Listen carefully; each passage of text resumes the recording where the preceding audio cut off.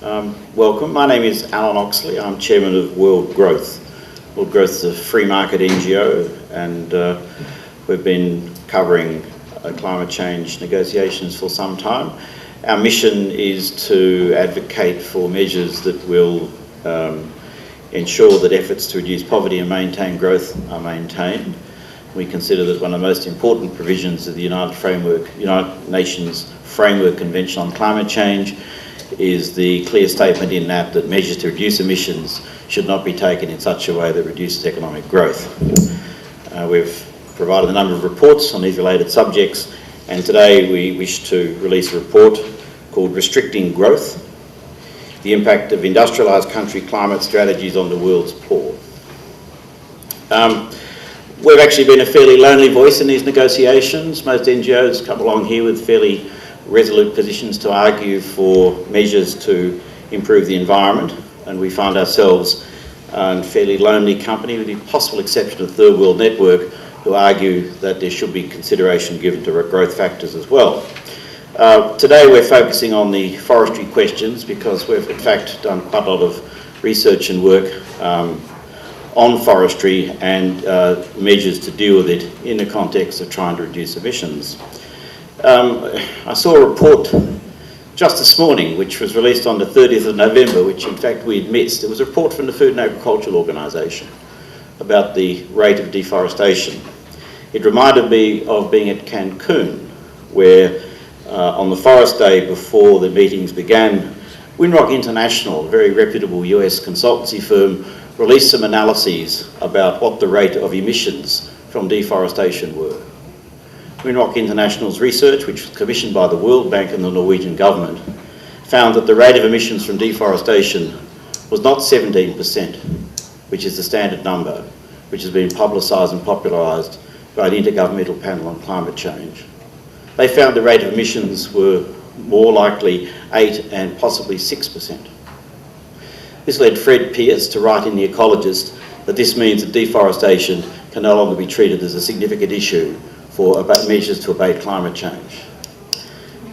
We reported this at this parallel sort of press conference, and a journalist from the Washington Post came up to me and said, "You must be the loneliest man in Cancun," because we're the only ones who had actually produced those figures, and those figures have been confirmed.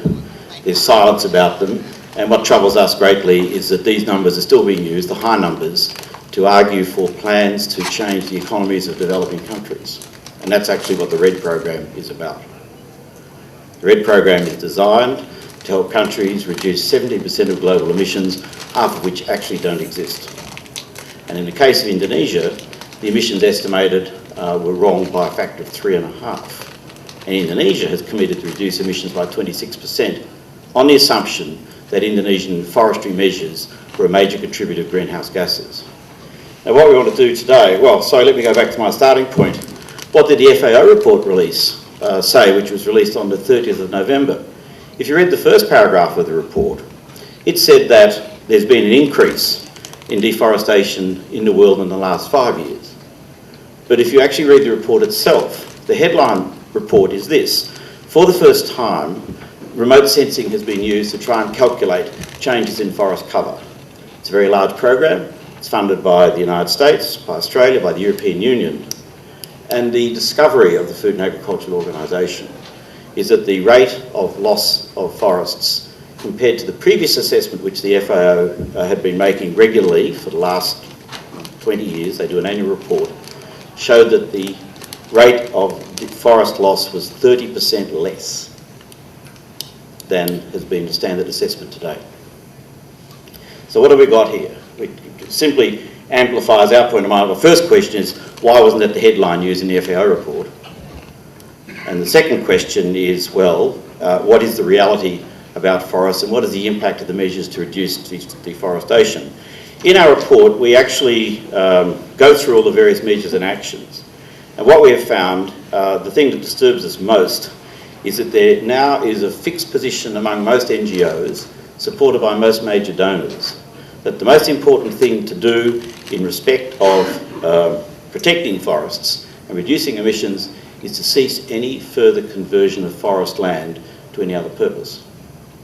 It's called land conversion.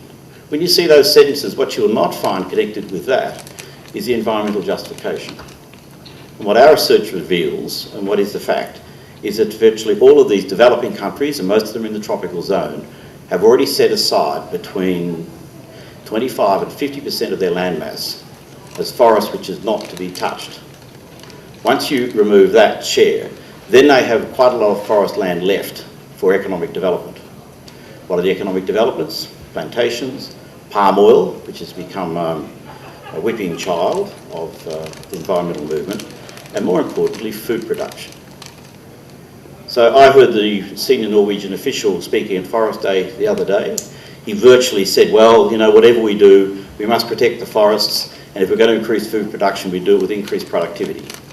Now, we are well aware that we're facing a very significant demand for increased food production, and there's a lot of talk about food insecurity, and this increased production must occur in the developing countries.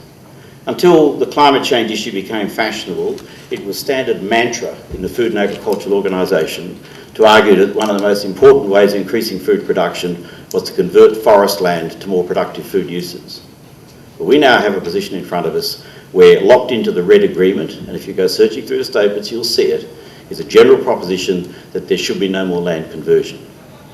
So we had NGOs agitating Indonesia, Papua New Guinea, Malaysia, Cameroon, Congo, that when they adopt their RED programs, they no longer allow any further conversion of forest land to other purposes.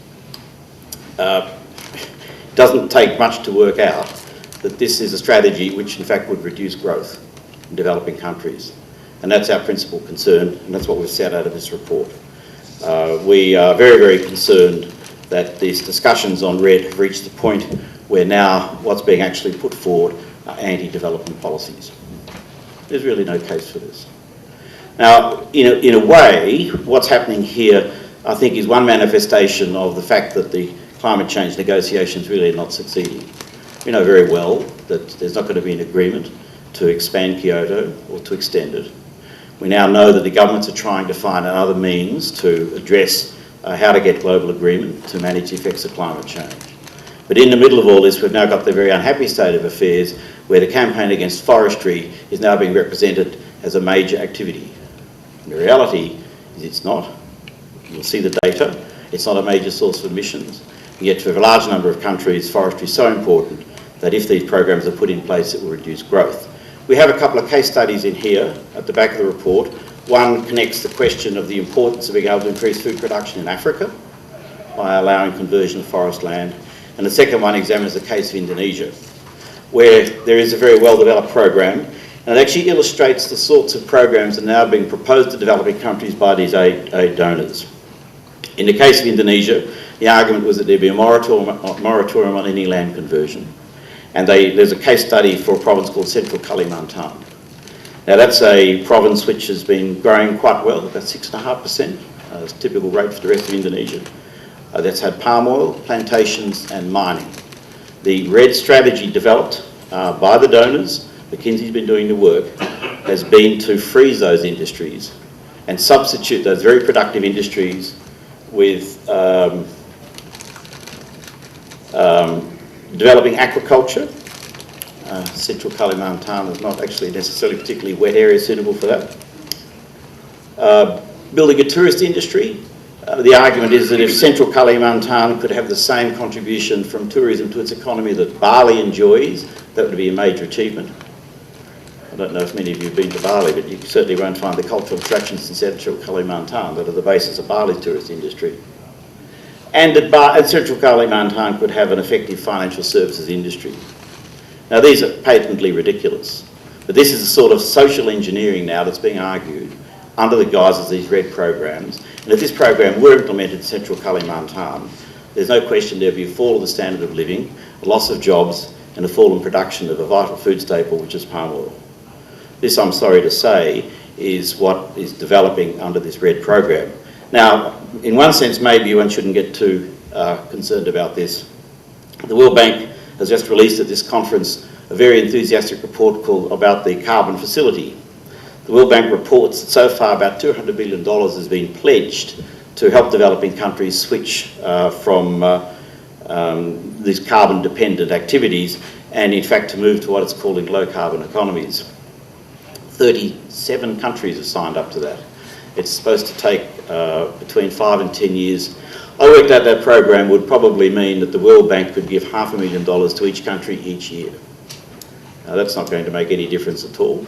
And if, in some ways, then maybe I shouldn't be too concerned about this, because the reality of trying to implement these things is actually beyond the bounds of normal rationality. Now, that's really all I want to say. We've got a media release which more crisply makes the point. We have copies of the report, which we're more than happy to supply to you. Now, it's very evident to me that the Green Climate Fund that Todd Stern, now of the United States, is promoting, proud that the United States is an original promoter of the idea, is to be used exactly the way you just described the World Bank, as giving a pittance to the nations for selling their national sovereignty. And the ultimate goal is for all of us to end up in poverty by implementing these very schemes that you have described. So thank you very much for your presentation, but also, do you see a link to the Green Climate Fund with exactly what you're talking about? Before Copenhagen, on the basis of the assessment that 17% of emissions was from deforestation, the World Bank launched its RED program, and it solicited what it claimed were commitments of about over $5 billion to this program. So it's actually bigger than the Green Fund. Now, of that, $700 million was pledged by the United States. Now, personally, if you've been around the UN for a while, you tend to know these pledges are political and in the end don't actually take place.